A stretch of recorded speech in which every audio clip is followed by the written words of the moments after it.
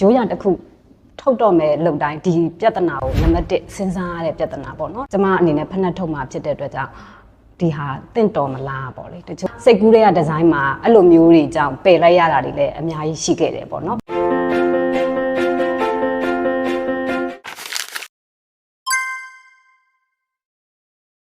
ရိုးရတစ်ခုထုတ်တော့မယ်လုံတိုင်းဒီပြဿနာကိုနံပါတ်1စဉ်းစားရတဲ့ပြဿနာပေါ့နော်ကျမအနေနဲ့ဖက်နှက်ထုတ်မှာဖြစ်တဲ့အတွက်ကြောင့်ဒီဟာတင့်တော်မလားပေါ့လေတချို့အမပြောသလိုပဲသူတို့ရဲ့အထွတ်မြတ်ဟာတွေမကြိုက်တဲ့ဟိုရှိတယ်ကျမစိတ်ကူးတွေကဒီဇိုင်းမှာအဲ့လိုမျိုးတွေကြောင့်ပယ်လိုက်ရတာတွေလည်းအများကြီးရှိခဲ့တယ်ပေါ့နော်ရိုးရနဲ့ပတ်သက်ပြီးတော့ဒီတက်ကျွမ်းတဲ့သူတွေနဲ့အရင်ဆွေးနွေးတယ်ပေါ့ဆွေးနွေးပြီးသွားလို့ရှိရင်ဖက်နှက်ကို sample ထုတ်တယ် sample ထုတ်ပြီးသွားလို့ရှိရင်လည်းတချို့ကလေဒီရိုးရစဉ်ကြတော့မှပိတ်စမှာဒီဇိုင်းတစ်မျိုးဖက်နှက်ဖြစ်သွားရင်ထွက်လာတဲ့ဒီဇိုင်းလေးကတစ်မျိုးပေါ့နော်အဲ့ဒါမှဆိုလဲဒီအကွက်လေးကတော့ဒီလိုဖြစ်သွားတယ်အဲ့ဒါဆိုရင်ရောအဆင်ပြေလားဆိုတာမျိုးပေါ့နော်ပေါချာကိုတော့ကျွန်မတိတိကျကျအမြဲတမ်းခုချိန်ထိတေချာဆွေးနွေးတယ်ဆွေးနွေးပြီးမှကျွန်မတို့လည်းအားလုံးအဆင်ပြေမှာထုတ်တယ်ပါ